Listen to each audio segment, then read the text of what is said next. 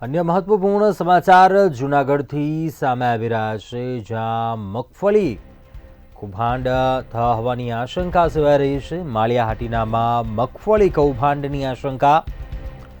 વેરડી સેવા સહકારી મંડળી દ્વારા કૌભાંડ કર્યા હોવાનો આક્ષેપ। તાલુકા પંચાયતના સદસ્ય પિયુષ પરમારે આક્ષેપ કર્યો। ગોડાઉનમાં મગફળી લઈ જનાર ટ્રક ચાલકો સામે આવ્યા। 20,000થી વધારે મગફળીની ગુણીઓમાં ગોલમાલ થયા હોવાની આશંકા સેવાઈ રહી છે। મારું નામ રિયાઝ પરમાર, મારું ગામ માળિયાહાટીના। વીડી સેવા સહકારી મંડળી દ્વારા જે ટેકાના ભાવની ખરીદી કરવામાં આવેલી છે, એમાં 21,000થી માથેની બોરી અમે આ હળદર પેપર મિલમાં નાખેલી છે, 50 ટ્રકથી વધારે, બરાબર।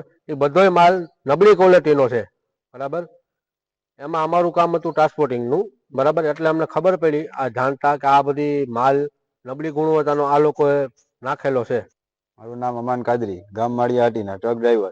માળિયાહાટીનામાં જે વીડી સેવા સરકારી મંડળી હતી, જેના દ્વારા ભ્રષ્ટાચાર કરવામાં આવ્યો છે, જેના દ્વારા રાજસ્થાની માંડવી પલટાવી અને તે મગફળી હળદર પેપર મિલ ગળુમાં નાખવામાં આવેલ છે। 21,000થી વધારે બોરી નાખવામાં આવેલ છે।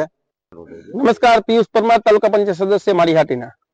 આજરોજ મારી પાસે ટ્રક ડ્રાઈવરો ફરિયાદ લઈને આવ્યા હતા કે જે મગફળીની ખરીદી થઈ છે તેમાં યાર્ડમાંથી જે ગોડાઉનમાં નાખવામાં આવી છે ત્યાં બહુ મોટે પાયે ભ્રષ્ટાચાર થયો છે।